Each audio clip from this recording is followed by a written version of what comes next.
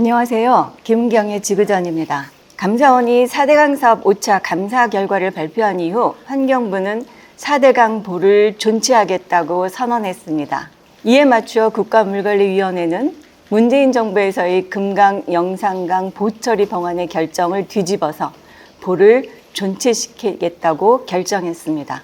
정말 발빠른 대응이 아닐 수 없는데요. 오늘은 감사원 감사, 환경부의 보 존치 선언, 물관리위원회의 결정 과정과 내용을 다각도로 살펴보고 문제점 및 대응 방안에 대해 이야기를 나누려고 합니다.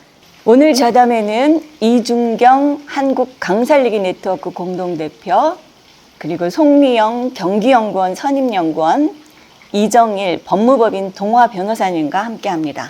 먼저 송미영 박사님은 경기연구원에서 수질, 수생태 정책 분야 연구를 25년간 해오셨습니다. 이준경 대표님은 부산 하천살리기 시민연대 대표, 낙동강 네트워크 공동집행위원장, 한국강살리기 네트워크 운영위원장과 공동대표를 역임하며 4대강 살리기에 앞장서 오셨습니다.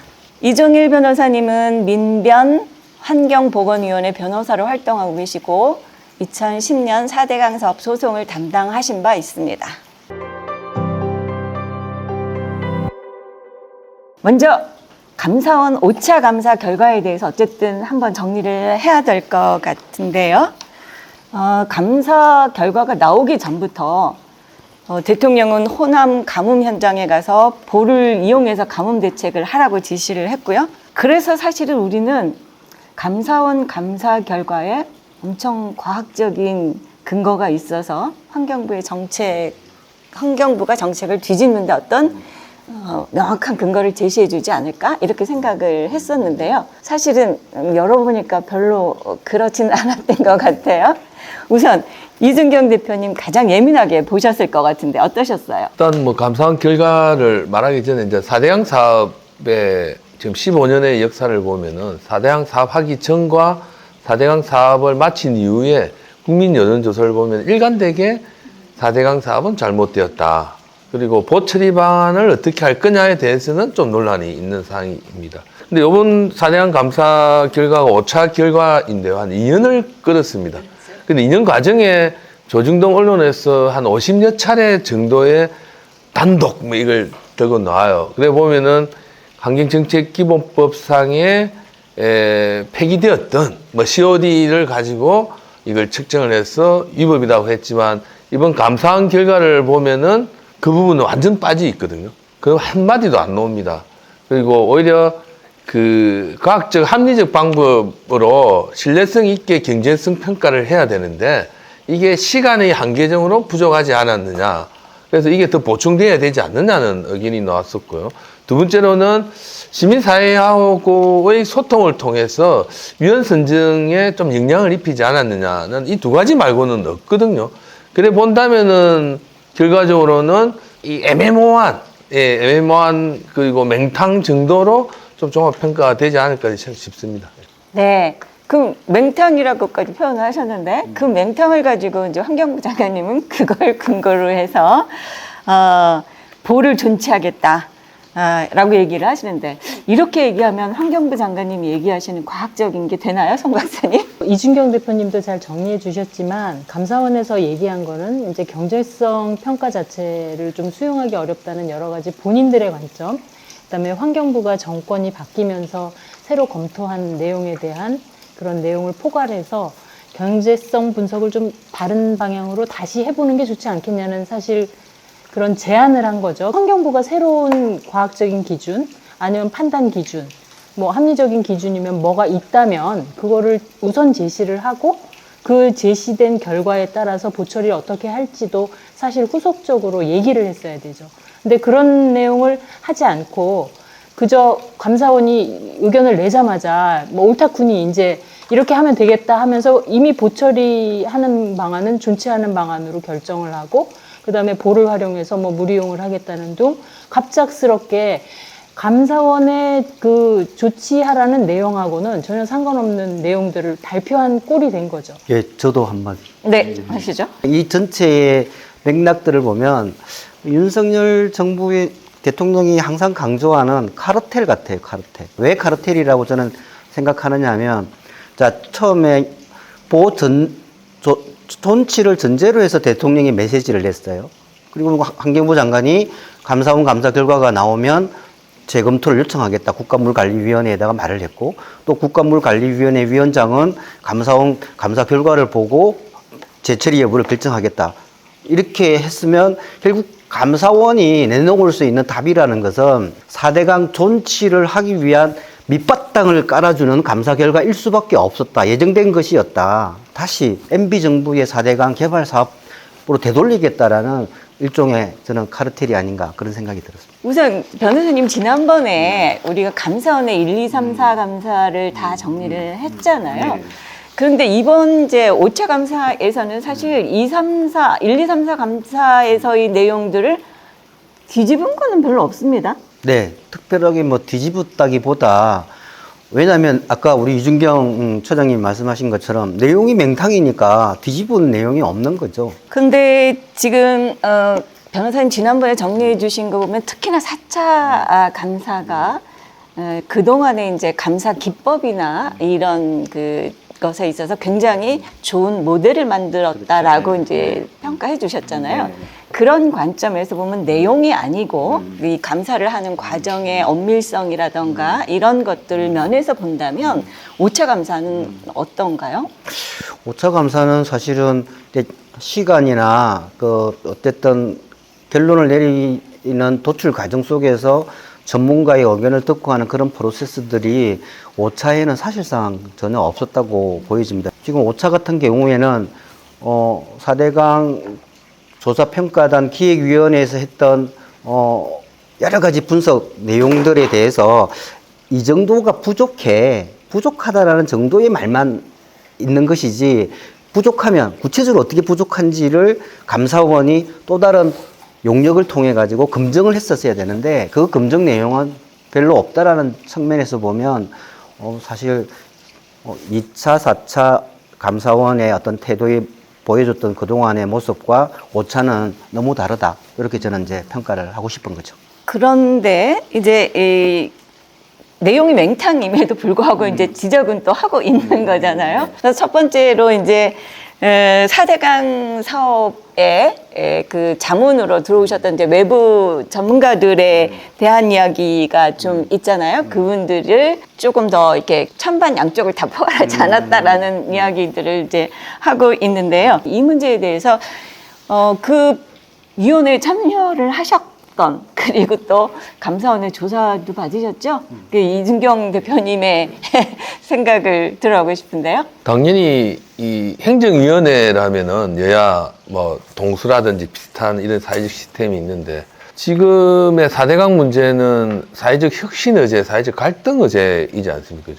그래서 현대 사회가 복잡함에 따라서 이런 갈등 의제나 혁신 의제의 문제 해결을 해결하는 방법으로서 좀 선진국에서도 오래전부터 선택해온 방법이 거버넌스 시스템입니다.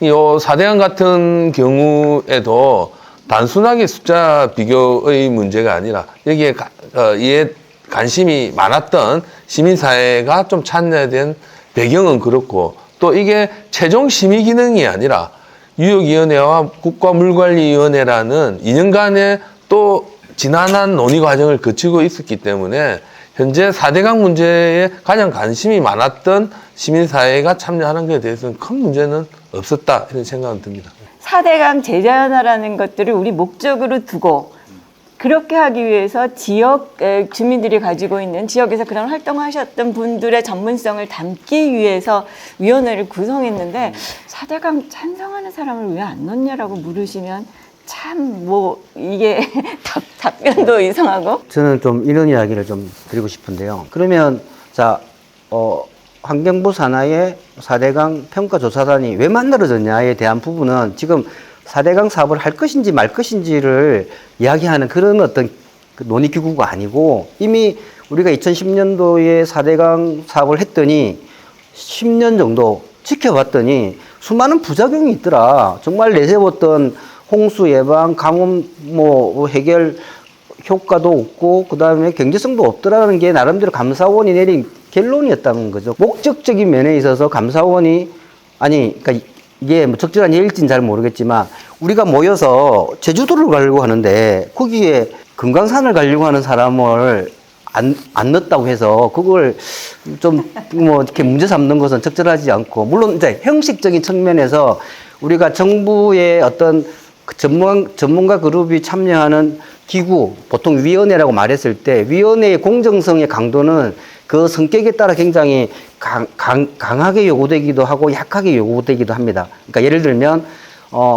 위원들이 전체적인 의사로서 표시해야 되는 합의제 기구인 경우에는 공정성이 굉장히 강조되는 측면이 있는 반면에 재자연을 추진하는 환경부 장관의 업무를 보조하거나 자문하는 기구 역할은 상대적으로 공정성이라는 게 크게 중요하지 않는 측면이거든요. 오히려 그 정책 추진을 하기 위해서 전문가적인 의견을 객관적으로 과학적으로 제시할 수 있는 사람들이 모이는 게 더 적절한 거죠. 마지막으로 더 중요한 것은 내용적인 면인 거죠. 그러니까 그 분과위원회에 모였던 위원들이 자기의 전문성을 속이고 객관적으로 나온 데이터를 속여서 어떻든 결론을 내리는 것이 아니라 전문가분들도 실수할 수가 있어서 외부 용역을 내준 그 결과를 토대로 해서 범주를 정해주면서 그것을 객관하고 과학하기 위한 절차를 거치기 때문에 그런 문제점이 없다면 감사원의 지적은 사실 적절한 지적이 아니라고 저는 생각을 합니다. 이게 논란이 어디까지 돌아가야 될지 모르겠지만 감사원 스스로 감사원의 목적을 대통령의 국정을 지원하는 것이다라고 설정해 놓으면 이 문제가 어디로 갈지 우리가 이야기하는 범위를 벗어나 버리는 것 같아요. 감사원이 실제로 지적하면서 경제성 평가의 과학적 객관적 근거가 부족하다. 그래서 물관리위원회에서 결정한 것이 잘못되었다. 이렇게 얘기하는 거잖아요. 근데 박사님은 이제 물관리위원회에 국가물관리위원회에 참여하셨잖아요. 거기서는 어떤 과정을 거쳐서 이거를 결정했는지, 그래서 지금 감사원이 저렇게 얘기하는 게 타당한지 그 부분을 좀 여쭤보고 싶은데요. 근데 사실 이 감사원의 감정이입을 해보자면, 제가 전문가 입장으로서 해보자면 참 답변하기 어려웠지 않겠습니까? 요번에 특히 이제 감사의 목적도 공익감사였고, 이제 공익감사를 요청을 했는데 여기에 대한 답을 내자니 본인들이 앞서 4차례에 걸쳐서 감사를 한 내용에 계속 상반되는 내용이 담겨 있고 이미, 그 다음에 본인들이 이미 써놓은 보고서들과 너무 상충하지는 않으면서 나름 논거도 있어야 되고 감사원의 명예나 뭐 기관의 공정성 이런 거에도 논란을 주지 않는 범위 내에서 답변을 하느라고 저는 굉장히 고생을 했다고 생각을 합니다. 애썼다. 그래서 애쓴 결과가 결국은 과학적이고 합리적인 방안 다시 마련해라. 이 정도에서 사실 본인들이 쓸 수밖에 없었던 거죠. 근데 그 문제를 우리가 과학적 기준이나 합리적 기준에 의해서만 결정해 왔냐? 그거는 저는 아니라고 봅니다. 왜냐하면 4대강 마스터 플랜 결정할 때 본인들도 그런 식으로 하지 않았고 본인들이 시책이라고 생각했기 때문에 강력하게 밀어붙였고 부작용이 있었지만 부작용 해결할 겁니다. 이렇게 하셨지 않습니까? 그럼 우리가 그렇게 한다고 해서 안 된다.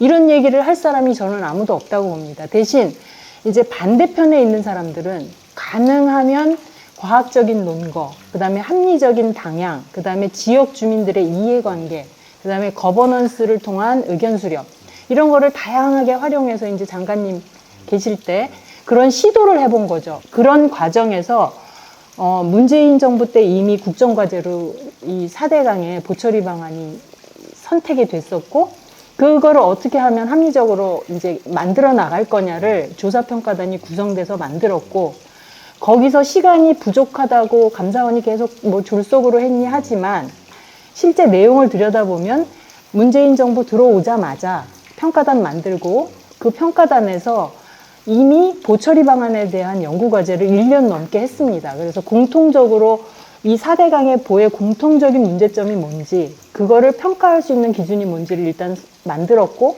그것들을 4대강 각각에 대해서 그 각각의 강이 가진 특성을 반영할 때 그럼 어떤 기준이 적절하냐, 이거를 일단 연구를 했죠.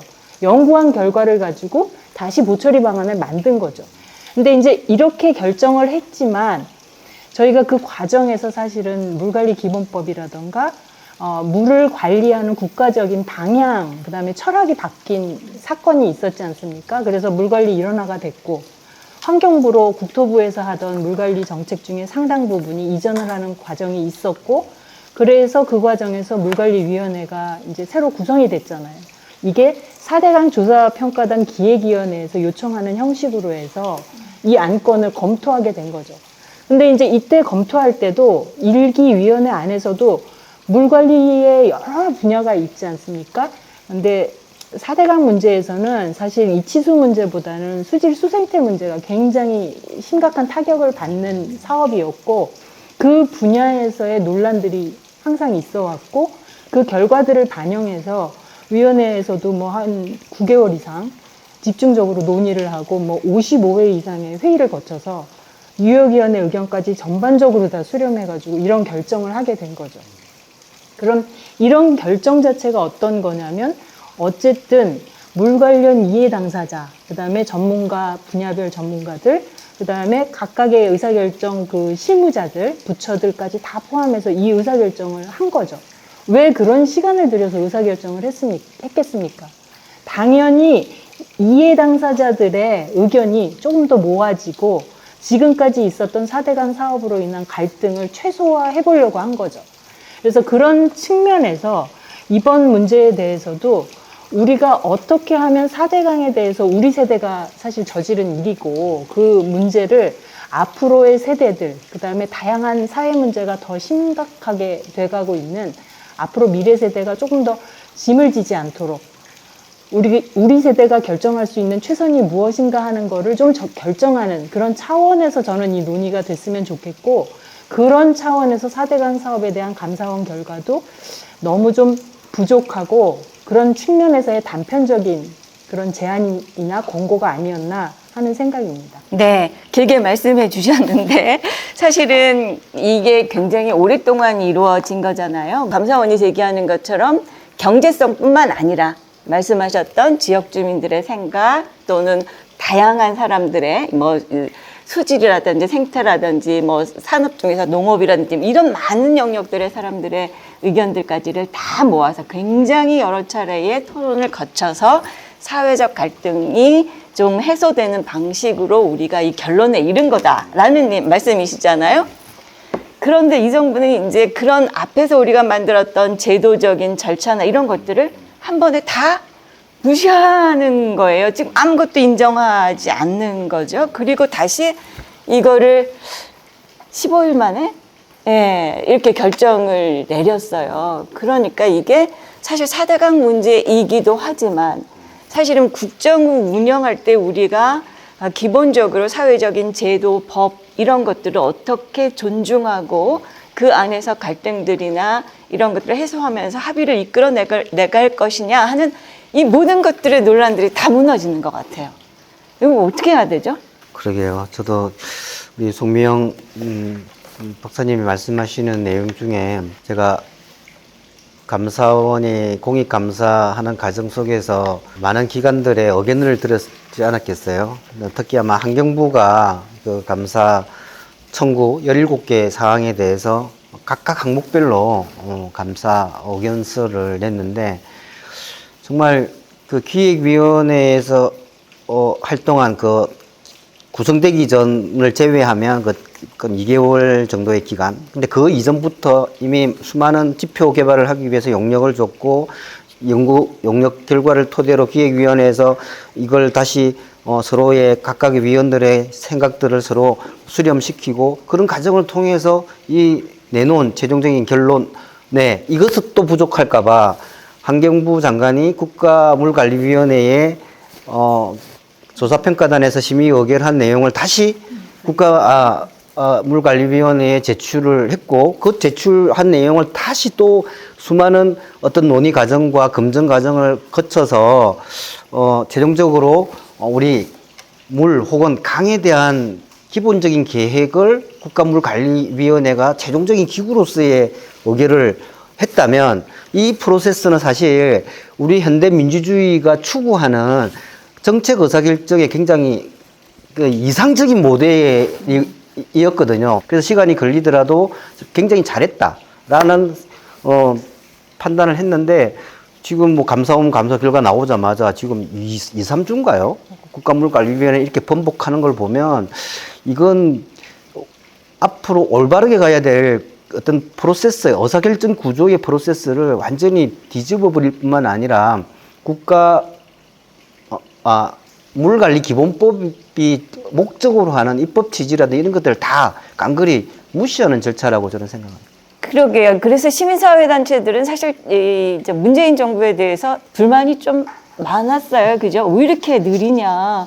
왜 이렇게 하나도 못하냐? 막 이런 고민들이 있으셨죠? 그렇죠. 많았죠. 우리 변호사님은 어느 정도 그래도 이 절차에 대한 시스템에 대한 사회적 소통 과정으로 이해를 했지만 저희들로서는 속도도 있겠지만 그 낙동강이라는 특수성, 먹물을 사용하고 있는 국민의 생명과 안전의 표류수를 직접 취수하고 있는 낙동강을 먼저 좀 우선순위나 아니면 같이 비슷하게 나갔으면 좋았을 거라고 했는데 시작하면서 낙동강에는 오히려 먹는 물을 취수하다 보니까 치향수장이 많았었어요. 다른 데에 비해서.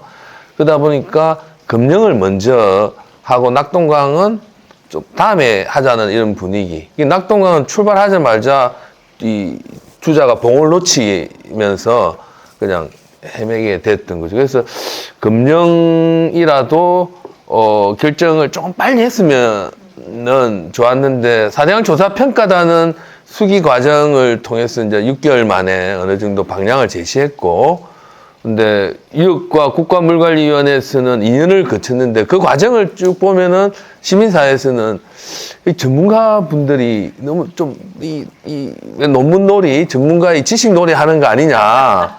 왜냐하면은 수자원 하시는 분들은 이 지표가 더 중요하다. 또 농업용수 하시는 분은 이 지표가 중요하다. 사회갈등은 중요하다고 이런 과정들이 저는 이런 과정을 보면서 이 국가물관리위원회 같은 경우에는 거의 이 찬반을 떠나서 강을 그 전문적으로 바라보는 다양한 분야의 전문가들이 보이기 때문에 그런 과정 충분히 있을 수 있다고 했지만 너무 시간을 끌었다고 저희들은 생각을 했었고 그 과정에 낙동강 한강이 이제 실종된 상황에서는 실망을 이제 금치 못했던 게 저희들의 솔직한 마음인데 어쨌든 2년을 거쳐서는 그렇게 이제 결정을 했고 결정 이후에 또 시나리오가 또 치양수장을 임시 대책을 또 완전 대책으로 한다든지 맞춤 기본 계획이나 유형물관리 기본 계획, 타당성 조사 여러 가지 절차를 거치는 과정에서 지난 정부에서는 이제 하나의 보도 실행하지 못하는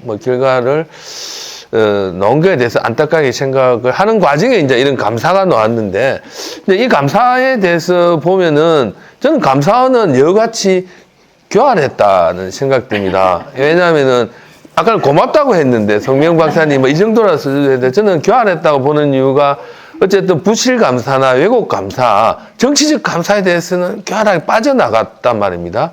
그러면 윤석열 정부는 과감하게 그러면 정책으로서 다시 시작을 해야죠. 정식 종합 감사를 해보자. 근데 이번 감사는 공익 감사잖아요. 시민단체. 그러니까 그 이재호 4대강 전도사가 대표로 있는 정파성이 강한 특정 시민단체가 제시한 공익감사였다 보니까 애각을 맴돌면서 그냥 과학적 방법론에 대해서는 좀 더 신중하게 신뢰성을 높이자고 감사원은 교활하게 빠져나갔고 윤석열 정부는 이걸 고각 과시해서 그냥 이 기존의 결과들을 보름 만에 퇴행시키는 그런 과정이 저는 또 다른 또 물민주주의 대행을 보게 된다는 게 더 안타까운 심정입니다. 자, 그래서 이제 조금 우리가 더 환경부에 집중을 한번 해보죠. 환경부 장관이 이런 정책 결정을 내리는 과정들은 정말 타당한 걸까?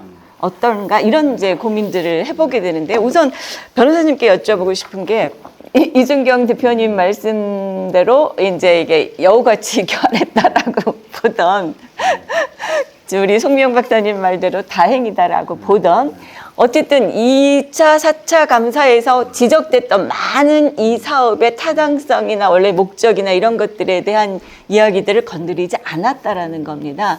그러면 환경부가 정책을 할 때에는 당연히 2, 3, 4차 감사원이 지적했던 내용들을 담아서 해결해야 될 책임이 있는 거 아닌가요? 그걸 그렇게 하지 못했다면 환경부가 문제가 있는 거 아닐까요? 그러니까 이제 이렇게 2차, 4차의 결과에 환경부의 어떤 입장, 그리고 5차 감사원 결과가 나왔을 때의 환경부 입장을 좀 대비해 보면, 그러니까 2차, 4차에서의 감사원이 환경부에게 통보한 내용은 예를 들어 수질 관리에 대해서 뭐 BOD만 하면 안 되고 COD를 고려한 수질 관리 방안을 마련하라라고 이렇게 환경부에게 제시를 한 거죠. 그러면 자 5차의 감사원의 감사 결과는 보를 존치시키라는 내용이 들어있는 것도 아니고 다만 4대강 조사평가단에서 BC 분석을 할 때 건강과 영상의 BC 분석을 할 때 일부 이 정도 고려를 하면 예를 들면 감사원이 예시한 것은 보 개방 이후에 수질과 관련된 수질 모델링, 수치 모델링 혹은 보호 설치 전에 그 수질 모델링 정도를 과학적으로 객관적이라고 예시를 하고 있잖아요. 그럼 그 예시를 통해 가지고 검증을 한 다음에 그 결과가 나오면 적절한 액션을 하라라고 한 것이 감사원의 통보 사항이에요. 그러면은 당연히 환경부 장관으로서 해야 될 일은 감사원이 예시한 과학적 객관적 예시에 맞는 용역을 발주해서 그 결과를 토대로 해가지고 만약 거기에서 경제성이 해체가 답이다라고 하면 해체의 방안으로 모색해야 되는 것이고 만약에 존치가 답이다라고 하면 존치의 방향으로 해야 되는데 그것 전혀 없이 바로 국가물관리위원회에다가 보호 처리 방안 번복의 취지로 재처리 요구한 다시 심의해달라고 요구한 것은 환경부 장관으로서 해야 될 우리 뭐 여러 가지 법들이 있잖아요. 환경정책 기본법이라든지 물관리법에 의해서 물순환 체계를 제대로 하라라는 그런 종합적인 수질과 관련된 부분에 대한 정책을 고민하지 않고 보존치로 바로 나갔다는 것은 환경부 장관의 직무유기일 거 아닐까? 뭐 저는 그렇게 좀 이야기를 하고 싶습니다. 예. 네. 그런데 그 환경부 장관은 국회에서 이렇게 얘기를 했어요. 감사원이 금강 영산강 보처리 방안의 경제성 평가가 부적절하다고 지적을 했기 때문에 그것 자체가 보를 존치하는 근거다. 이렇게 설명을 하고 있거든요. 근데 저는 이렇게 얘기한다면 4차 감사에서 이미 4대강 보의 경제성이 아주 낮다라고 밝혔습니다. 그렇다면 그 자체는 보가 존치되지 말아야 된다라는 근거가 되는 거 아닐까요? 보를 재자연화해야 된다라는 근거가 되는 건 아닐까 하는 생각이 드는데 어떤가요? 저희가 만약에 이 4대강 보에 대한 거를 계속적으로 과학적인 근거냐, 뭐 정량적인 기준이 어떠냐 이렇게 논의를 하기 시작하면 계속 저는 경제성이라는 이 평가, 이 블랙홀에 저는 빠진다고 생각을 합니다. 왜냐하면은 우리가 경제성을 판단하는 많은 사업이 사실은 어떤 거냐면 지금 우리가 이렇게 하는 게 경제적으로, 그러니까 화폐 가치로 볼 때 어떠냐 이런 걸 판단하는 거죠. 모든 경제성의 바탕에서 우리가 항상 서로 논의할 때 가장 핵심이 되는 거는 저는 환경적 가치를 우리가 충분히 반영하고 있느냐 아니냐죠. 근데 그게 기후위기 문제라 아니면 강의 재자연화 문제, 아니면 다른 여러 가지 환경적 가치를 우리가 판단할 때 우리가 충분히 그런 걸 했다고 한다면 우리가 이런 사회에 지금 살고 있지 않겠죠. 국가위원회에서는 어떤 걸 했냐면 물관리기본법 만든 거에 따라서 국가물관리기본계획을 최초로 수립을 했죠. 근데 그 수립한 내용의 가장 핵심은 뭐냐면 그게 물관리기본법의 요지이기도 한데 물이 유역 안에서 자연의 그 이치에 맞게 순환하고 그다음에 이용되고 다시 재활용되는 그런 과정을 중시하는 겁니다. 사실 외국에서 보면 뭐 여러 가지 기본적인 물 관련한 청정수법 아니면 유럽에서 하는 여러 가지 다른 법에서도 이미 강은 강답게 흘러야 하고 그다음에 자연성이 있게 관리해야 된다는 여러 가지 이미 선례화되고 제도화된 과정들이 이미 있고 그것에 따라서 그 사람들은 강을 복원하고 있고 그 복원 사례도 굉장히 다양합니다. 근데 특히 4대강에 대해서만은 우리는 그런 선진 사례, 뭐 윤 대통령이 너무 좋아하시지 않습니까? 외국 사례 절대 안 가져오시죠. 그리고 우리나라는 우리나라의 특수한 상황이 있어서 우리는 또 이런 걸 해야 된다고 하면서 뭐 준설 얘기하시고 뭐 다른 여러 가지 기타 방법, 대체 방수로 얘기니 이런 얘기만 하시잖아요. 근데 그게 어떤 의미에서는 국민들한테 저는 이런 모든 거를 가르쳐주는 과정이라고 생각합니다. 시간은 좀 걸리겠지만 주민들은 이미 저는 그런 걸 알고 있을 거라고 봐요. 그리고 우리가 만약에 이제 보를 가진 예를 들어 낙동강처럼 뭐 보가 8개씩이나 연속해서 있는 그 강을 볼 때 그럼 예전에 그럼 하천 기준으로 이 강을 보거나 관리해야 될까요? 그건 말이 안 되죠. 왜냐하면 이미 상황이 바뀌었고 낙동강이 이미 이례적인 상황에 인위적인 간섭을 받았고 모든 게 다 바뀌었는데 그러면 예전에 하천 관리하듯이 낙동강 관리할 수 있냐? 그렇지 않기 때문에 본인들도 어떤 걸 우리가 했냐면 낙동강의 통합적 관리 방안이라고 그래서 새로운 대안을 마련을 했죠. 왜냐하면 그렇게 해야지만 그 유역의 주민들을 설득할 수 있기 때문이죠. 그러니까 이런 측면에서 볼 때 이런 과학적인 자료가 없는 상태로 그냥 뭐 본인들의 구호만으로 이렇게 하면 됩니다, 저렇게 하면 됩니다 한다고 그래서 저는 국민들이 설득될 거라고 생각하진 않습니다. 대신 이제 전문가들이 조금 더 본인의 영역에서 조금 더 이제 각자 자기 영역의 전문성을 더 발휘하고 그런 토대들로 주민들을 좀 설득하는 그런 역량이 앞으로 높아져야 되고 본인들이 논문에서 쓰고 있거나 개론책에서 가르치는 대로 그 주민들한테 얘기를 해야죠.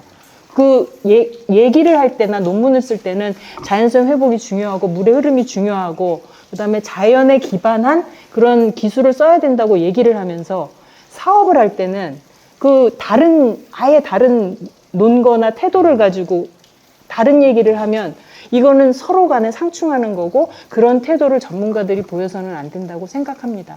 네.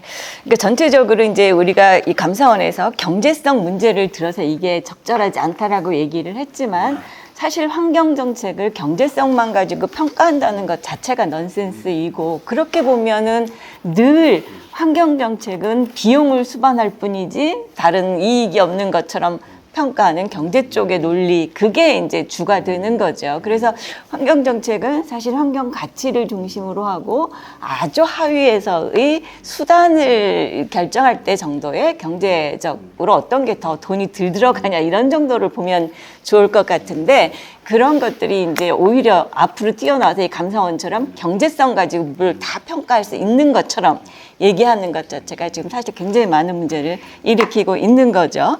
그런데 그렇다면 지금 이제 감사원에서 이런 결과를 냈는데 그렇다면 송 박사님이 환경부 장관이시라면 자 이제 어떻게 정책을 그러면 대통령이 얘기하시는 정책을 만들어내려면 어떤 과정으로 어떤 근거들을 제시해야지 될까요? 우선은 지금 환경부 장관이 말하는 것처럼 보를 존치하려면 존치를 해도 강에 아무런 문제가 없다라는 뭔가 근거 자료를 대야 되겠죠. 그렇겠죠. 환경부가 정말 전공법으로 나간다면 지금 현재 문제가 되고 있는 COD의 증가 모든 강에서 나타나고 있죠. 일반적으로. 그다음에 특정 강, 낙동강을 포함한 특정 강에서 나타나고 있는 녹조의 문제 이런 것들을 어떻게 해결할지를 본인들이 과학적 근거를 가지고 제시하면 되는 거죠. 그럼 우리가 이렇게 문제를 해결할 테니 그럼 그래도 보를 존치하면서도 문제를 우리가 잘 해결하겠습니다. 그러면은 혹시 설득될 수 있겠죠. 근데 환경부 장관이 그런 걸 하시기는 어렵겠죠. 왜냐하면 지금의 환경부 장관은 그때 4대강 사업을 같이 밀어붙인 추진해온 분이기 때문에 그래서 그런 어려움이 저는 있을 거라고 봅니다. 근데 그런 어려움을 떠나 이제는 환경부 장관으로 다시 되돌아오셨으니 본인이 책임져야 될 가장 핵심은 그럼 4대강 사업을 하고 나서 생긴 이 4대강의 수질 문제, 그 다음에 녹조 문제, 녹조 독성 문제 이런 것들을 어떻게 해결해야 될지 답을 내셔야죠.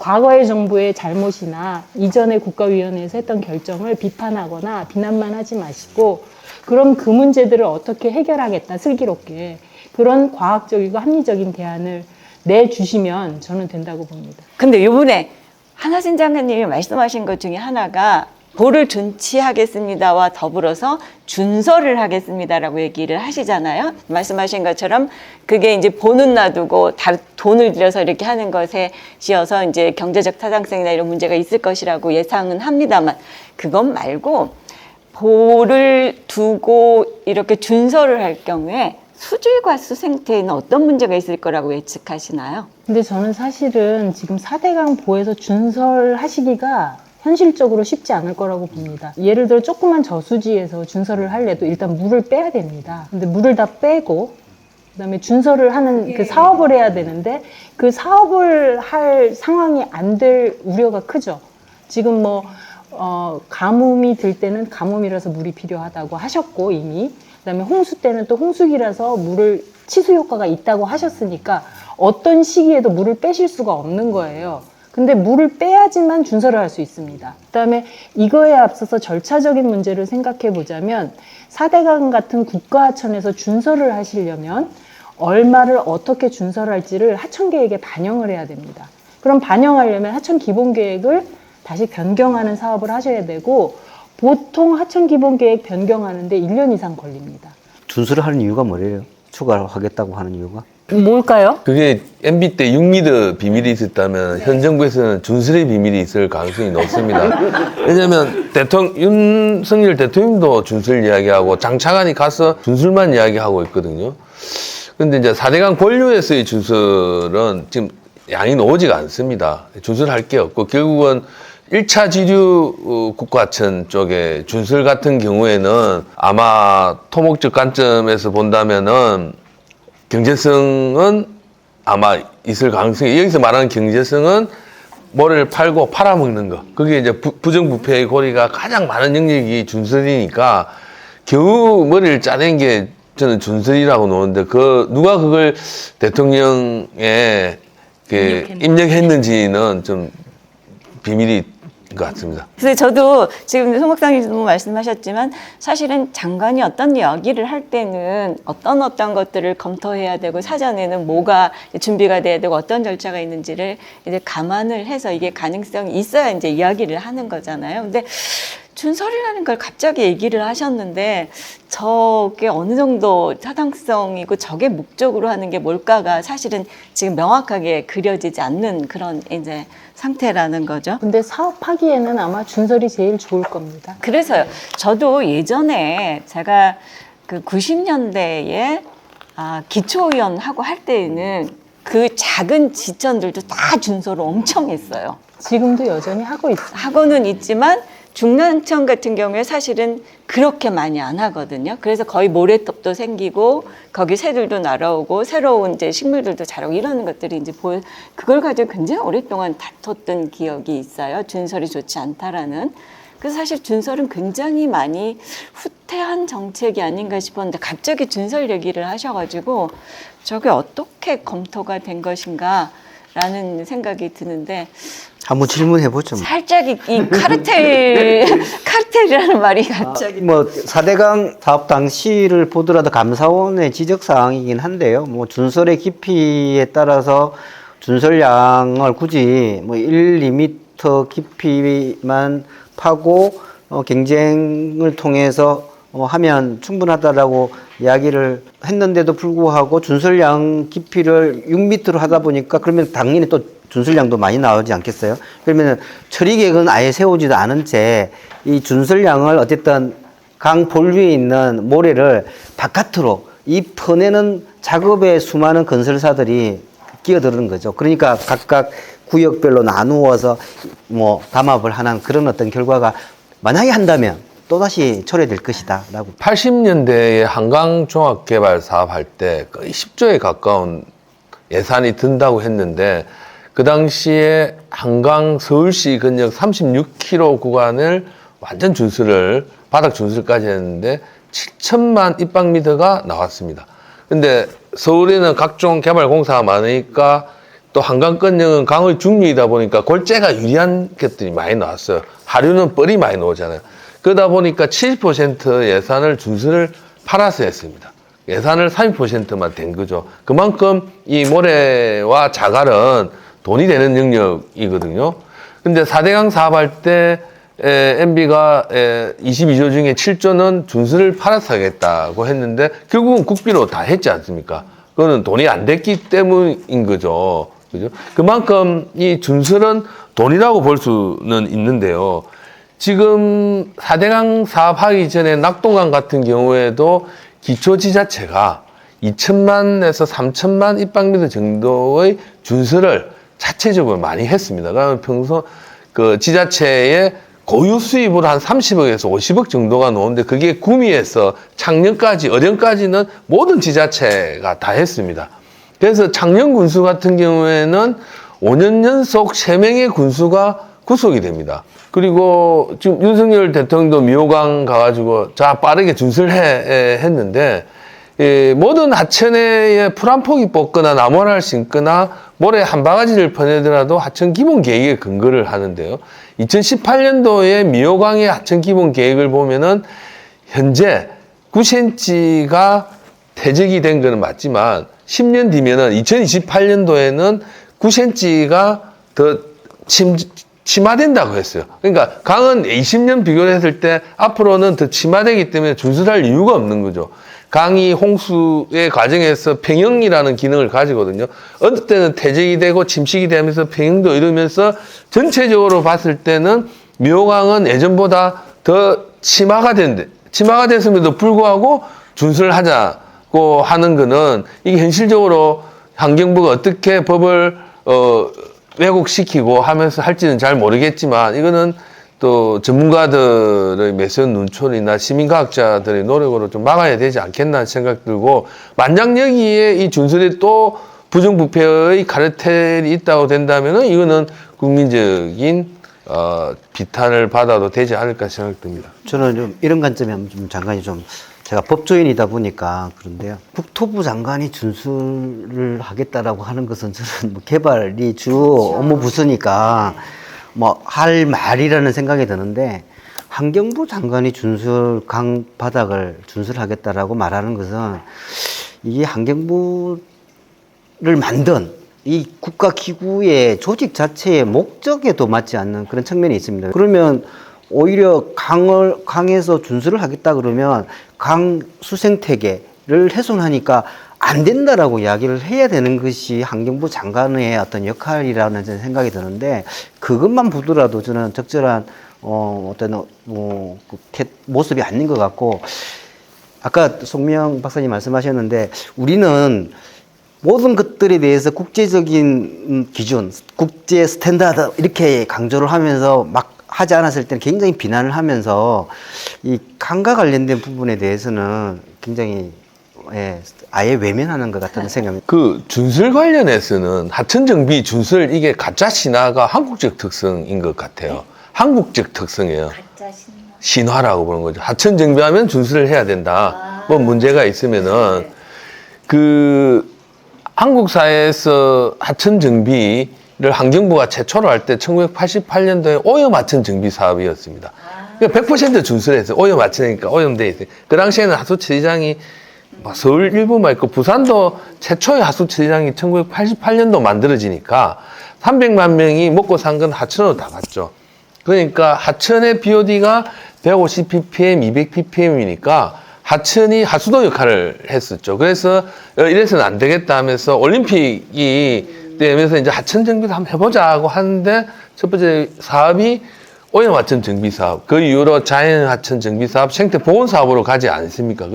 그래서 우리는 하천 정비하면은 준술로 보고 있는데 해외에서는 하천 치수와 관련해서 준술은 거의 등수에 없거나 이 선진 정책에 없거나 제일 하위 대책에 있습니다. 새마을운동 시대 때나 표현하기에는 좀 미안하긴 하지만 그 부정부패 강하천 정비 사업에서 부정부패 카르텔에 가장 쉽게 노출되는 영역인데 현 정부가 이 준수를 하는 거에 대해서는 우리가 상심시를 켜고 볼 수밖에 없는 이유라고 준수에 대해서는 그래 보는 겁니다. 하긴 그렇게 생각 하고 보니까 지금까지 논란에서 환경부 장관이 수질이나 수상태를 언급하신 적이 없으신 것 같아요. 기억이 있으세요, 혹시? 어떤 대책도 아직까지 발표를 하고 계시지 않아가지고 그 앞으로 어떤 대책을 하실지 기대가 됩니다. 네, 그러게요. 그러니까 말씀하신 것처럼 지금의 환경부 장관님이 거의 국토부 장관님 같다고 느끼시는 거는 좀 국민들이 그렇게 보실 수밖에 없을 것 같아요. 지금까지 수생태, 수질 이런 부분을 하나도 말씀을 안 하시니까 사실은 이미 우리가 기초 시설들은 굉장히 오랫동안 투자를 했기 때문에 그런 인프라들은 갖춰져 있다라고 봐야 될 것이고 거기에 운영을 통해서 수생태와 수질 문제를 어떻게 잘 유지하느냐가 지금의 현재 과제에서 훨씬 더 비중이 큰 문제인데 그런 것들이 조금 이제 문제가 있는 것 같습니다. 자, 이제 환경부가 그렇게 했는데요. 이제 국가물관리위원회를 좀 가보죠. 환경부 장관님은 국가물관리위원회를 어떻게 구성하셨을까? 이 위원회가 어떻게 구성되어 있는지는 혹시 좀 보셨나요? 네? 저는 이제 주로 이제 지역이나 학회를 이제는 1기 때도 그랬었는데 저는 학회 소속은 아니니까 그 지역 1기 때는 지역 추천으로 저도 이제 추천은 되었고 또 시민사회 추천으로도 1기 때는 추천은 되었는데 2기 때는 그런 요청이 왔냐는 전혀 안 왔다는 거죠. 아, 그러니까 이제 이 4대강 제자연화를 하셨던 분들한테는 그 국가물관리위원회에 대한 추천 요청이나 이런 게 전혀 없었다라는 어떻게 구성되는지 모르죠, 사실. 모르신다는 거. 송 박사님도 모르세요? 혹시? 아니 저는 이제 모른다고 말하기는 그렇고 1기 위원이었던 사람은 1순위 배제 순위였습니다. 그러니까 저희한테는 안 왔고 그다음에 이제 저를 주로 추천해 오신 뭐 광역시도나 지자체 아닌 시민단체에 계신 분들은 추천해도 소용없다 라고 이미 얘기를 들었다. 그렇게 해서 이제 추천을 못 하신다고 해서 미안하다는 전화는 많이 받았습니다. 그리고 또 하나는 이제 2기를 추천하는 과정에서 2기 위원을 어떤 식으로 구성해야 될지를 이미 이제 환경부가 나름 생각한 안은 있었겠죠. 근데 이제 그 안이 절대로 공유가 되지 않았기 때문에 사실은 거기서도 어떤 근거로 어떤 분들을 구성했는지를 저희가 알 길이 없었습니다. 저로서는 이제 이 문제에 굉장히 예민할 수밖에 없는데 조사평가단 구성이 이제 이렇게 편향됐다라고 얘기를 하셨으려면 적어도 이걸 뒤집는 이제 2기 물관리위원회는 얼마만큼 객관성을 가지고 이제 포괄적으로 구성했는지가 이제 관심이 있는데 사실 이쪽에는 다 정보가 이제 지금 차단되신 분들밖에 없는 정보 공개를 요청해 볼까 봐요. 어떤 식으로 어떤 절차를 밟으셨는지.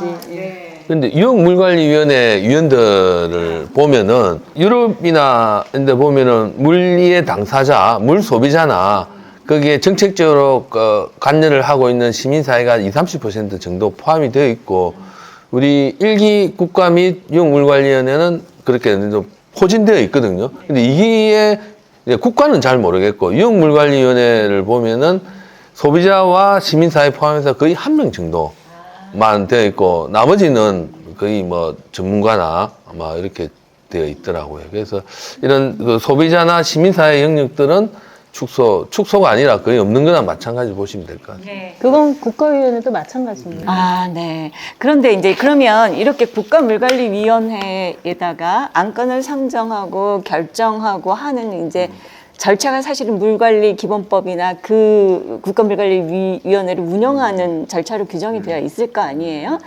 거기에서 보자면 유역위원회에서 이게 1차적으로 논의가 돼서 올라갔어야 되는 거죠? 유역물관리위원회가 구성도 늦어진 상태입니다. 거의 방치를 했거든요. 국가물관리위원회도 방치하다가 그냥 한 1년 전에 급조했고 유역물관리위원회도 한 3-4달 전에 겨우 만들어진 상태고 지금으로 봤을 때는 한 3달 정도 구성된 이후에 유역물관리위원장 선임하고 그리고 분과위원장 선임하고 그리고 낙동강 같은 경우에는 그 정책분과위원회는 그럼 어떤 의제로 우리는 향후에 1년 동안 단기 계획과 중기 계획을 짜야 되는데 그 계획이 한 번도 없었다. 그 회의가 한 번도 없었을 정도라고 본다면은 다른 4대강 유역위원회도 마찬가지일 가능성이 높고요. 특히 감사 결과에 따른 보처리 방안에 대한 그 재수기 이 심의 과정은 유역물관리위원회는 안건 자체가 아예 안 넘어왔다고 보고 보름 만에 국가물관리위원회가 바로 결정을 내렸다는 것은 감사원의 결정사항을 위반하는 거 아닌가요? 더 과학적 합리적인 방법으로 신뢰성을 더 높이라고 했는데 아마 국가물관리위원회에서 혹시 그 무슨 회의록이나 이런 게 아직 본 적은 없죠. 근데 일기 때 같은 경우에는 전문가들이 자기 전문 분야에 대한 문제 제기를 했었잖아요. 두 번째는 자기가 봤을 때의 차대항 사업 이후에 나타난 자기 소신에 대해서 이런 결과를 가지고 했었고, 그리고 강의 고유성과 지속 가능성, 국제적 흐름을 보고 나름 전문가 하면서 2년 동안 다양한 수기 과정을 거쳤는데 이걸 보름 만에 했다고 한다는 거는 MB 때보다 더 심한 졸속 결정이라고 봅니다. 추진력으로 이거는 분명히 이 논란이 될 것 같습니다. 저는 이제 한 두세 가지를 좀 짚고 싶은데요. 일단 첫 번째, 감사원 감사 결과에서 4대강 조사평가단의 구성과 관련된 문제를 지적했다면, 그러면 이제 국가물관리위원회는 새로운 2기 위원들을 구성할 때 굉장히 신중했었어야 되는 거죠. 그래서 최대한 공정성을 기하려고 하는 노력을 했었어야 되고, 그리고 결정 과정에 대한 수기 과정도 반드시 있어야 되는 건데, 과연 얼마만큼 했는지 제가 좀 의문이 들고, 이런 내용을 밝히기 위해서는 국회가 그 구성 과정과, 논의된 안건, 그 다음에 뭐 회의록까지 공개가 대상이 될지는 잘은 모르겠지만 그런 내용에 대한 요구가 있어야 된다고 생각합니다. 아까 우리 이준경 대표님이 말씀하신 내용 중에, 그러니까 현재 국가물관리위원회의 결정이 한편으로는 감사원법의 위반의 측면이 하나 있고, 그 다음에 그 물기본법 위반의 측면이 있는 거예요. 아까 감사원법 위반의 취지는 이런 거예요. 아까 감사원이 지적한 것은 보호를 존치시키라고 구체적인 내용으로 환경부 장관에게 통보한 게 아니고, 우리가 감사해봤더니 뭐 4대강 조사평가 기획위원회에서 좀 객관적인 데이터를 갖고 과학적 객관적으로 검증을 했었어야 되는데 그게 좀 부족했었다. 그래서 그걸 그런 방안을 마련해라라고 했기 때문에 환경부가 1차적으로 해야 될 일은 그런 방안을 마련한 다음에 그 결과를 토대로 해서 진짜 문제 있더라라고 한 확신을 가진 이후에 국가물관리위원회에다가 이 기존의 결정을 다시 재심의해달라는 취지를 요구하는 것이 프로세스상 맞죠? 그렇죠. 맞는데 그런 조치를 하도록 하고 있는 감사원법에 위반될 여지가 있다는 측면이 하나 있는 거고요. 그러면 그 보처리 방안에 대한 확정된 내용이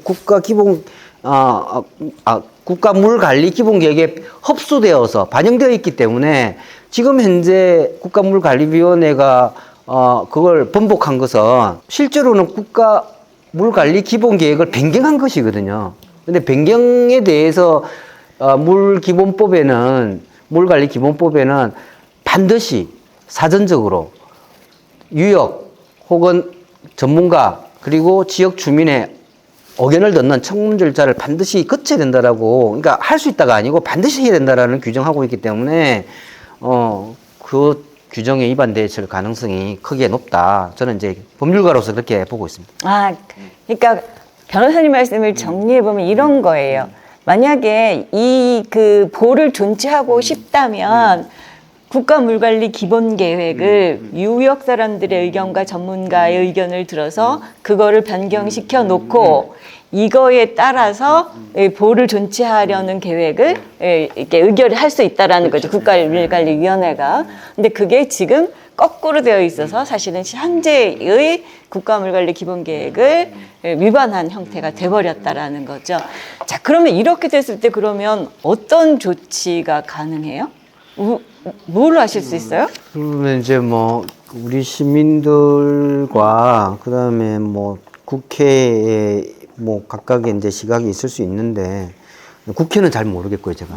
시민들은 어쨌든 지역 주민들이 보호 해체와 관련된 기존의 국가물 기본 계획을 변경한 것에 대해서 문제 제기를 할 수 행정소송? 할 수 있는데 그 방법은 행정소송을 하거나 헌법 소원을 제기할 수 있는 뭐 여지가 좀 있다. 그리고 지금 내부적으로 좀 검토는 하고는 있습니다. 아, 그렇군요. 그러니까 이게 특성인가요? 왜 이렇게 이런 사업을 하시는 분들은 이렇게 추진력이 센 거죠? 이거 복원하려고 하는 사람들은 왜 이렇게 추진력이 없는데, 없어서 답답한데, 이분들은 또 너무 이제 이 추진력이 강해서 걱정해요. 이분들이 특성은 기존의 제도는 존중하지 않는다, 뭐 이렇게 하시는 게 아니라면 이런 절차들이 문제라는 것들은 법하셨으니까 더 잘 하실 텐데 왜 그렇게 존중을 안 하는 건지 모르겠습니다. 여러분, 이런 게 사실 어떻게 보면은 큰 틀에서 보면은 헌법의 원리를 좀 침해하는 그런 측면이 있다고 생각합니다. 왜냐하면 헌법에서는 가장 큰 원칙이 민주주의 원리하고 뭐 법치주의 원리, 국민 주권의 원리 이런 것들을 우리 시민들이 잘 알고 계시잖아요. 그럼 어쨌든 민주주의 원리에서 대통령으로 뽑히신 분이 우리나라 4대강 사업 이후에 강에서 벌어지고 있는 부작용들을 보니까 국제적인 흐름에 맞게 제자연화 정책이 맞는 것 같다. 그래서 그걸 공약으로 내세워서 그 공약대로 추진을 한 거잖아요. 그래서 최종적으로 그냥 대통령이 혼자서 뭐 금강영산강 보호 처리 결정을 결정한 것이 아니라 이것도 대통령이 혼자 하면 혹은 독단의 흐른 평가를 받을 수 있으니 전문가 그룹을 통해서 정부와 시민이 결합한 거버넌스 시스템 속에서의 국가물관리위원회가 최종적으로 결정한 내용인데, 그럼 이게 민주주의 원리에 따라서 뽑힌 대통령이 내세운 공약에 따라서 일정한 시스템에 따라서 결정한 내용을 그런 시스템을 다시 밟지 않는 상태에서 번복시키면 이것은 기본적으로 민주주의 원리에 어긋나고 국민주권주의 원리에 어긋나는 그런 측면이 있는 거죠. 그렇다면 우리가 심판해야 될 주체는 국회는 국회대로 해야 될 역할이 있을 것이고 시민은 시민대로 역할이 있다면 시민들이 제기할 수 있는 행정소송이나 헌법소송을 통해서 바로 잡을 노력이 좀 필요하다 그렇게 생각하고 있습니다. 근데 지금 이제 그 말씀하신 것처럼 민주주의, 국민들의 참여 이런 부분에 있어서 이제 우리가 거버넌스라는 것을 굉장히 크게 한 축으로 삼아서 수단으로 이제 활용해 왔잖아요. 그런데 이게 지금 감사원에서 그 참여했던 외부 전문가들을 감사 대상으로 삼고 심지어는 지금 이제 고발도 해놨잖아요. 이거는 참 전대미문의 이야기이고 어떻게 보면 거버넌스를 이해 못하고 있는 걸까, 의도적으로 이렇게 탄압하는 걸까, 이런 이제 그런 생각들이 드는데요. 지금 그 고발된 거는 어떤 상태에 있으세요? 업무 방해로 이제 고발이 되어 있는데요. 일단은 뭐 2달 전에 전화가 와서 어디에 거주하고 계시냐 정도 물어봤고, 저희들도 감사한 결과가 나오면 거기에 근거해서 법리적 위반을 다시 이 경찰이나 검사 쪽에서 판단하고 전화가 오지 않을까 싶었는데, 현재 저한테는 전화가 안 왔고 우리 민간인 중에 한 분이 이상은 교수님한테는 전화가 와서 조사를 받으시면 좋겠습니다 정도만 전화가 왔고, 이상은 교수님도 뭐 내가 지금 특별히 조사를 받아야 할 사유에 대해서는 검토해 보겠다 정도이고, 현재는 그런 상황이고, 일단 전화가 오면은 우리 이재일 변호사님이 전체적으로 이걸 해서 어떻게 변호단과 함께 이걸 법리적인 다툼으로 갈 것인지 국민과 소통하는 계기로 삼을 건지는 좀 판단이 될 것 같습니다. 예, 어쨌든 지금 이런 과정들이 사실은 이제 거버넌스를 부정하거나 폄하하는 일, 그리고 시민단체들의 활동이 마치 진영 논리에 의해서 움직이는 것처럼 보이게 하는 이런 것들이 참 어떻게 보면 굉장히 질 낮은 정치 행위가 아닌가 하는 생각이 드는데요. 이게 지금 4대강 사업 자체에 대해서도 국민들은 이렇게 보는 이제 좀 시각이 있습니다. 이게 뭐 정부가 뭐 바뀔 때마다 감사를 하냐? 그러면 이제 다음에 정부 바뀌면 감사 또 할 거야? 저거 정말 지겹다. 저게 진실이 있는 거냐? 아니면 이 진영의 이익만 있는 거냐 이런 이제 고민들을 하실 것 같거든요. 그래서 박사님 우리가 이렇게 진영 논리가 아닌 4대강 문제는 이런 기준으로 보셔야 합니다. 라고 할 때 국민들한테 어떤 말씀을 드려야 될까요? 진영 논리가 아닌 거를 얘기한다 그래서 진영 논리가 아닌 것처럼 들리지가 않겠죠. 4대강은 이미 4대강 바로 옆에 진영 논리이자 진보와 보수의 싸움이죠. 근데 제가 좀 안타까운 것은 강을 우리가 이용하거나 뭐 활용하는 거는 어쨌든 우리 역사에 있어서 인류 전체가 그렇게 강을 이용해 왔고 그 이용의 결과가 실패한 사례를 우리가 많이 봐왔잖아요. 저는 제일 큰 사례가 아마 나일강 같은 경우일 거라고 생각을 해요. 그거는 우리나라 건 아니지만 나일강에 댐 맞고 났더니 그렇게 비옥했던 나일강이 완전히 바뀌었고 그 다음에 그런 외에도 물을 너무 많이 이용해서 호수들이 전 세계적으로 사라진 호수들이 엄청나게 많죠.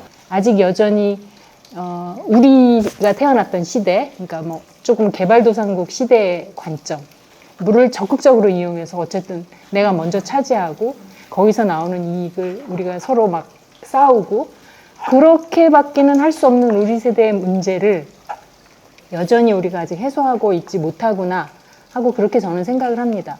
근데 이 문제가 지금 우리 전 지구적으로 얘기하고 있는 기후위기랑 맞닥뜨려서 볼 때 예전처럼 물을 활용해가지고는 우리가 어려움을 더 많이 겪고 있잖아요. 이미 그런 일이 있죠. 왜냐하면 물이 지역적으로나 아니면 시간적으로 편중되지 않습니까? 근데 그 편중이 굉장히 극단적인 패턴으로 나타나고 있어요. 그래서 그런 패턴을 극복하기 위해서 외국에서는 이제까지 하던 방식의 물관리 아니면 하천관리 아니면 인프라 관리를 어떤 식으로 바꾸고 있냐면 유역 전체에서 물이 자연적으로 순환하고 거기 순환하는 거를 최대한 증대시켜서 스마트하고 그 다음에 합리적으로 이용할 수 있게 그 다음에 가능하면 순환하고 또다시 이용하고 이런 식으로 점점 바꿔가고 있죠.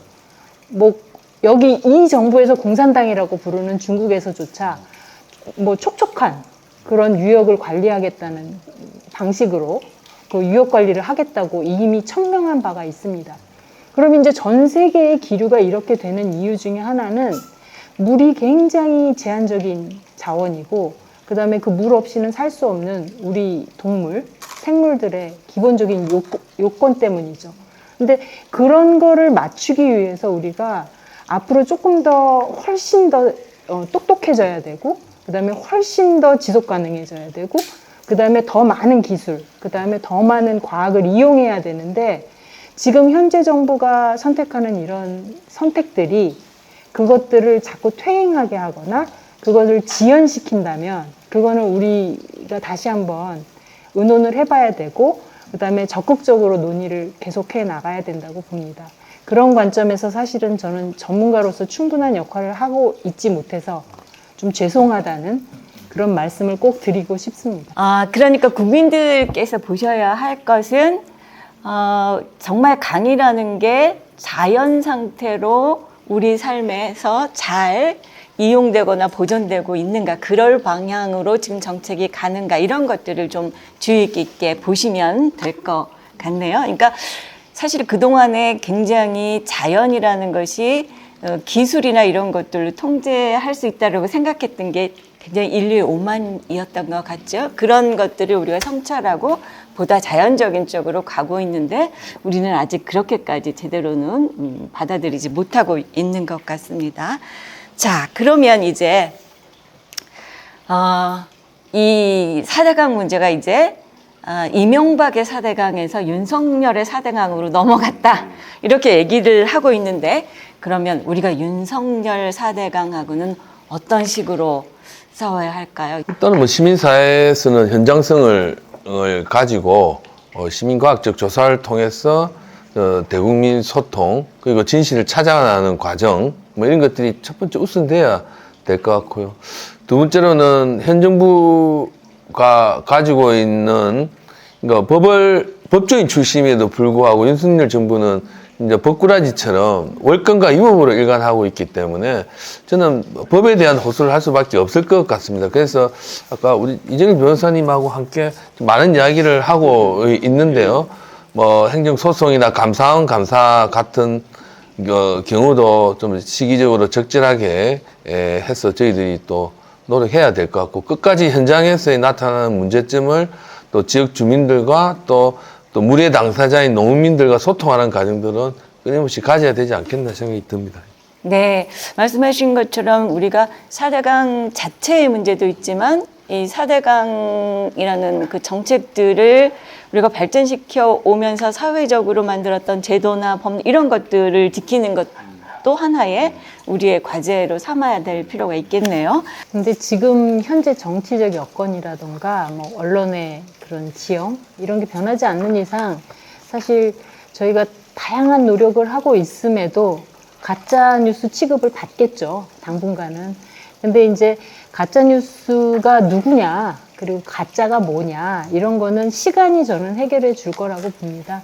그다음에 저희가 할 수 있는 거는 전문가들은 자기 각자 분야에서 가지고 있는 과학의 힘을 가지고 진실을 계속 밝혀가는 방법밖에 없고, 그 진실이 언젠가는 통하겠지라고 하면서 꾸준히 그런 노력을 뭐 배가할 수밖에 없다고 생각합니다. 저도 한 말씀 드려도 네네. 될까요?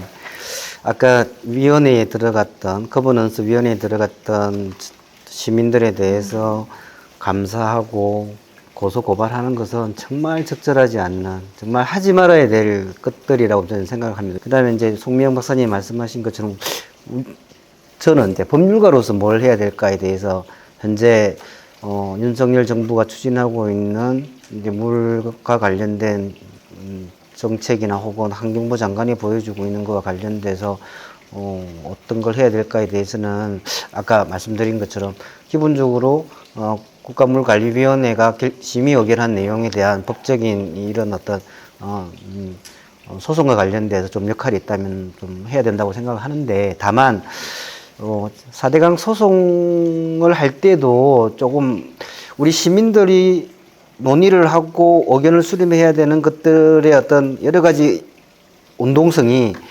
법원으로만 가버리면 사라지는 그런 문제 때문에 되게 조금 과연 소송을 통해서 하는 것이 적절한지 아니면 운동성의 방향을 키워나가는 것이 적절한지에 대한 고민은 좀 여전히 있고요. 그 다음에 적어도 MB가 4대강을 추진할 때 초기에는 그래도 이 찬반의 그 비중들이 반대하는 비중보다 찬성하는 비중이 일부 있었잖아요. 근데 그것들이 시간이 지나면서 계속 이렇게 줄어들어온 그런 과정에서 근거가 정치적인 이유가 아니라 저는 이제 보로 가두어진 이 강의 모습을 보고, 그리고 옛날에는 그렇게 철새가 많이 왔는데 철새가 사라져가고, 그 다음에 옛날에는 정말 금빛 모래밭이었던 강들이 사라지고 하는 모습을 보면서 이건 아니다라고 계속 느껴가고 있는 것 같아요. 그래서 그런 과정들이 더 축적되어서 되면 자연도 스스로 이것이 아니다라는 답을 이야기할 것이고, 많은 시민들도 이건 아니다라고 답을 하는 그 인계 어느 시점에는 좀 시간이 걸리겠지만 저는 언젠가는 이 4대강에 있는 보는 다 없어지리라고 생각합니다. 굉장히 긍정적이시네요. 그때까지 열심히 네. 해야지. 근데 이 변호사님의 그 말씀 굉장히 동의해요. 우리가 이걸 법원으로 가져가는 것이 좋은 일이냐. 사실은 제가 경험을 해보니까 법조계는 정말 환경인식이 없습니다. 그야말로 경제성이거나 뭐 이런 인간 중심적인 사고를 벗어나서 환경운동이나 환경의 가치에 대한 인식 자체가 없기 때문에 거기다가 판단을 맡긴다는 것 자체가 이게 굉장히 어렵습니다. 그래서 뭐 전에 그 최재천 교수님이 그 말씀 하셨잖아요. 뭐 은사님이 계속 가서 법학과에 가서 강의를 하시길래 왜 그러냐, 이 사람들을 가르쳐야 된다라고 얘기하셨다라는 그 말씀이 공감 갔던 것처럼 우리가 이 문제를 환경에 대한 가치, 우리 삶에서의 환경 이런 것들을 얼마만큼 인정하고 수용할 것이냐가 아니라 이걸 그냥 법원에다 판단을 맡겨버리는 것에 이 한계 또는 그게 이제 얼마만큼 협소해지느냐 이 문제는 분명히 있는 것 같아요.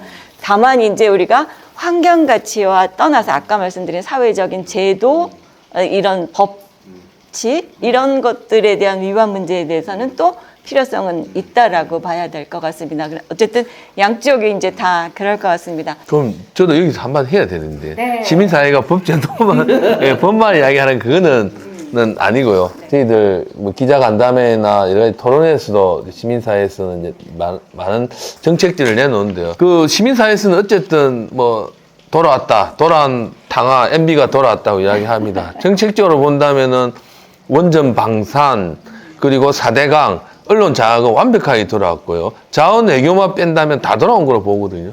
이런 차원에서 우리가 그러면은 보처리 방안의 문제만 갖고 살 거냐, 아니면은 이들의 민주주의 대행에 따른 월급 문제만 수세적으로 접근할 거는 아니다. 좀 새롭게 개혁 진보 세력은 기후위기 시대의 새로운 물관리 패러다임은 뭔가에 대한 정책적으로 공세적으로 나가야 된다고 저희들 여러 번 제안을 하고 있는데, 그 중에 핵심이 물관리 일어나가 문재인 정부 때에 이뤄지긴 했지만 지난 25년간의 성과잖아요. 그렇다면은 지금 2단계 물관리 일어나에 대한 패러다임을 정부 조직에 전환이 필요하다. 즉 농업용수나 행안부의 소하천, 산자부의 발전용 댐 등을 다 포괄하는 2단계 물관리 일어나가 좀 필요하다는 게 있고요. 두 번째는 어떤 국토 하천 유역은 국토 전체의 60% 차지하고 있습니다. 그런데 하천 관리는 한 500명밖에 안 되거든요. 일본 같은 경우에는 한 7,500명이 넘습니다. 그래서 좀 국토의 대자연인 하천의 유역을 관리하는 하천 관리청을 만든다든지 이런 공세적인 게 필요하고요. 그리고 보호와 이런 문제를 넘어서서 우리강 자연적 회복에 대한 패러다임을 확대가 필요하다.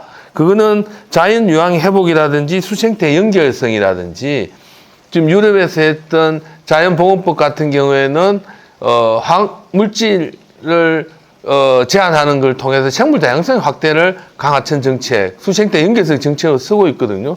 이런 정책이라든지 마지막으로는 그 기후위기 시대의 패러다임 전환을 받쳐줄 수 있는 생태보건법이나 그린딜로 통해서 이런 것들을 새로운 시대를 좀 맞이해야 된다는 것들을 개혁 진보 세력은 시민사회 전문가 정치권은 오히려 공세적으로 제안할 필요가 있다고 저는 이런 것들도 같이 해야 된다고 생각합니다. 실제로 이 문제가 얼마만큼 지금 중요하고 긴급한 문제인가를 좀 더 포괄적인 시각에서 좀 더 크게 그리는 이런 것들이 뭐 정치권이든 정책을 만드는 쪽이든 시민사회든 이렇게 공유할 수 있는 인식으로 우리 사회의 자리를 좀 잡도록 하는 게 이게 우리가 보면 더 중요한 과제일 수 있다라는 건데요. 정말 공감합니다. 앞으로 그런 역할들을 하시는 자리에서 자주 뵐 수 있기를 기대합니다. 오늘 나와주셔서 이렇게 긴 말씀, 정말 중요한 문제들 지적해 주신 것 감사드립니다. 감사합니다. 수고하셨어요. 오늘은 4대강 보를 존치하겠다는 결정을 한 윤석열 정부의 4대강 정책의 문제는 무엇인지, 정당성은 있는지, 그들이 말하는 것처럼 과학적인 결정인지에 대해 살펴보는 시간을 가졌습니다. 4대강 사업의 문제에 대해 지속적으로 탐사 보도를 해온 뉴스타파 최승호 PD는 4대강 보를 닫아 활용하면 녹조가 다시 4대강 전체를 뒤엎을 것이고 그 책임은 윤석열 대통령의 것이 될 수밖에 없다. 이제 4대강은 이명박의 4대강에서 윤석열의 4대강이 됐다고 말합니다. 우리는 이제 윤석열의 4대강 사업과 싸워야 할 때를 맞이하고 있습니다. 그리고 그 싸움의 중심에는 바로 시민 여러분이 있습니다. 4대강 보는 이명박 정부의 사업, 윤석열 정부의 정책이기 때문에 반대하는 것이 아닙니다. 우리의 소중한 강, 모든 생명이 누려야 할 생명의 터전을 인간의 욕심으로 망가뜨리고 썩어가게 하는 일이기 때문에 반대하는 것입니다. 윤석열 정부는 단순히 4대강 보위 존치만을 배운 것이 아니라 그 과정에서 제도를 무시하고 졸속으로 밀어붙이는 행태까지를 되풀이하고 있습니다. 언론과 정치권의 진영 논리를 벗어나 올바른 물관리 정책이 무엇인지를 이해하고 많은 사람들과 공유하는 것이 필요합니다. 4대강을 다시 녹조가 창고라는 썩은 물로 방치해서는 안 됩니다. 깨어있는 시민, 바로 알고 바로 말하는 시민들이 심판이 되어야만 우리 강을 흐르게 할 수 있습니다. 지금까지 김은경의 지구전이었습니다. 감사합니다.